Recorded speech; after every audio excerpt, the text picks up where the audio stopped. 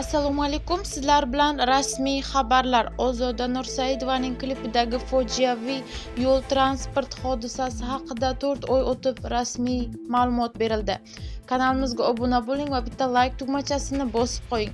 Avvalroq O'zbekistonda xizmat ko'rsatgan artist Ozoda Nursaidovaning qo'shig'i uchun klip suratga olish jarayonida aktrisa Sabrina Jabborovani avtomobil bosib ketgani, shundan so'ng u yordam so'rab post qoldirgani xabar qilingan edi. Mazkur holat ko'plab muhokamalarga sabab bo'lgandan so'ng 2024-yil 7-noyabrda sodir bo'lgan yo'l transport hodisasi haqida kecha 11-mart kuni Toshkent shahar Ichki ishlar bo'lim boshlig'i rasmiy ma'lumot berdi.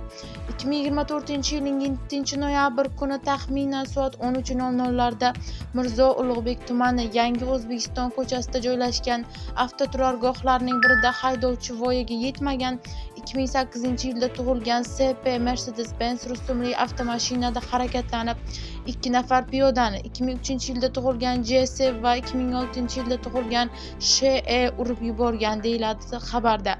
Bildirilishicha, jabrlanuvchilar shifoxonaga olib borilgan.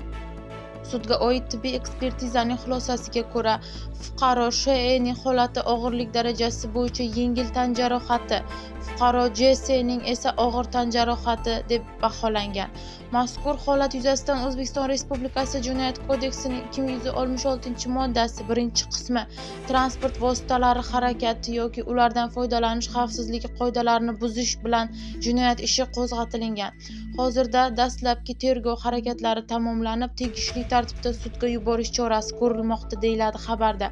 Qayd etish joizki, mazkur fojiaviy yo'l transport hodisasi sodir bo'lganiga mana 4 oy bo'libdiki, na Toshkent shahar Ichki ishlar bo'lim boshlig'i, na yo'l transport xodim boshlig'i bu haqda ma'lumot bermay, hodisani jamoatchilikdan yashirib kelayotgan edi. Jabrlanuvchining yordam so'rab murojaat qilishi internet tarmoqda ko'plab muhokamalarga sabab bo'lganida Ichki ishlar bo'lim boshlig'i rasmiy ma'lumot bilan e'lon qilmoqda. Eslatib o'tamiz, jabrlanuvchi aktrisaning murojaati mashinaning g'ildiraklari uning ustidan 2 marta o'tib ketgani, voqea oqibatida tos suyagi singan, bosh a'zolari og'ir tan jarohat olgani aytiladi.